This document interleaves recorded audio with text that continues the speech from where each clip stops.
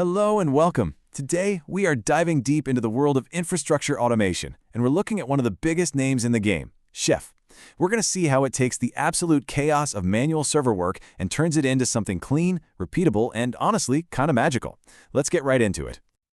So let me just ask you this. Have you ever tried to manually set up, say, 1,000 servers? I mean, really think about it. You've got to install software, patch every single one, deploy your app. Doing that by hand, machine by machine, it would be an absolute nightmare, right? Exactly. Not only is it painfully slow, but you're just asking for trouble. You're human, you're gonna make mistakes, and what's worse, you'll end up with what we call configuration drift, where no two servers are ever quite the same. And at scale, that is a recipe for disaster. Which brings us to our first topic, what I like to call the manual management mess. Because, before you can really appreciate a great solution, you have to truly understand the problem it's trying to solve. Just think about how we build things today. We're not just running servers in a closet anymore. We've got infrastructure scattered everywhere, some on AWS, some on Azure, maybe some still in our own data centers. In this complex hybrid world, trying to do things by hand, it just completely falls apart. It's not just inefficient, it's basically impossible. So what's the fix? Well, that's where Chef comes into the picture. It introduces a really powerful idea. What if we treated our infrastructure the same way we treat our software? At its core, Chef is what we call an infrastructure as code tool, or IAC for short. All this really means is that you define your entire server setup in code.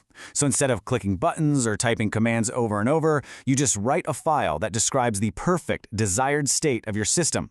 Then it's Chef's job to go out and make it happen, automatically. And this is where the real magic is. Once your infrastructure is code, you can do so much with it. You can reuse it, you can version it, you can test it. Suddenly, all your service setups are perfectly consistent and repeatable. This is why Chef is such a huge player in the DevOps world. It plugs right into every single phase of the life cycle. All right, so let's pop the hood and see how this thing actually works. Chef uses this really fun kitchen metaphor to explain its architecture, which actually makes it pretty easy to grasp. Let's check it out. So the whole system has three main parts. You've got the Chef server, which is like the head chef. It's the central brain that holds all your configuration code. Then you have the Workstation. Think of this as the developer's test kitchen, where they write and perfect the code. And finally, on every server you manage, you have a Chef client. These are your line cooks, pulling down the instructions and doing the actual work.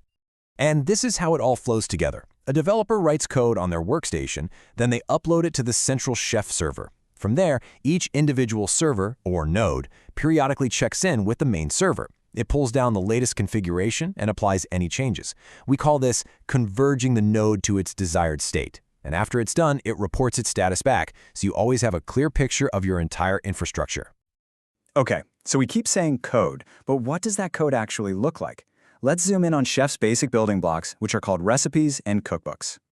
Everything, and I mean everything, in Chef starts with something called a resource. A resource is the tiniest piece of the puzzle. It's just a declaration for one single thing you want to manage. It could be a piece of software that needs to be installed, a service that has to be running, or even just a single file that needs to exist. Now, when you take a bunch of these resources and group them together, you get a recipe. A recipe is basically just a list of steps. It's the script that tells Chef exactly what you want it to configure on a server, and in what order. And here is a fantastic, simple example. This little recipe, written in Ruby, does two basic things. The package resource says, hey, I need the HTTPD web server to be installed. Now the cool part is, if it's already installed, Chef just moves on. No harm, no foul. Then the service resource says, and by the way, that HTTPD service, it needs to be enabled and running. And again, if it's already running, Chef leaves it alone. This focus on the state of things is what makes it so reliable. And finally, you bundle up all your recipes, templates, and other files into something called a cookbook. A cookbook is the whole shebang. It's the complete self-contained package for a specific part of your system, like your web server or your database. Okay, so we get the code, but how does this all fit into the bigger picture of a modern tech company? Let's zoom back out and see where Chef sits in the real world. One really key thing to know is that Chef isn't just one tool anymore. It has grown into a full-blown automation platform. Chef Infra is the server stuff we've been talking about, but there's also Chef Inspec, which handles security and compliance automation, and Chef Habitat for application automation. They've really built a true full-stack solution. And crucially, Chef plays very, very well with others. It's designed to integrate smoothly with all the major cloud providers: AWS, Azure, Google Cloud, you name it. It also plugs right into essential DevOps tools like Jenkins and GitLab so you can build it directly into your existing CI/CD pipelines. So, how does Chef stack up against the competition? Well, a tool like Ansible, for example, pushes changes out to servers from a central location. Chef uses a pull model, where each server is responsible for checking in and pulling down its own configuration. This agent-based approach is incredibly scalable, which is why it's a favorite for huge, complex enterprise environments. All right, this all leads us to our final, and honestly most important point. Why does any of this automation stuff actually matter for a business? What's the real endgame? Let's just wrap up the key takeaways here. With Chef, you automate everything, which means fewer human errors and way more speed. You get to define your entire infrastructure and code that you can track and test.